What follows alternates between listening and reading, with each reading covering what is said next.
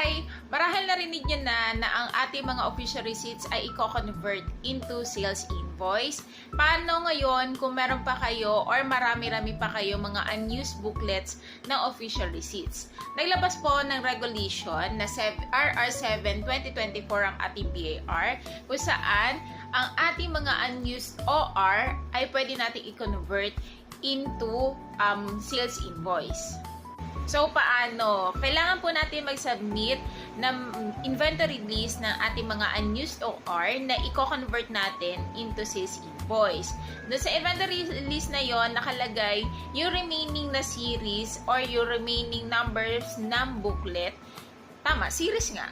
Remaining series ng ating official receipts. And then, bukod doon, yung word na official receipt doon sa may taas ng resibo ay i-strike through or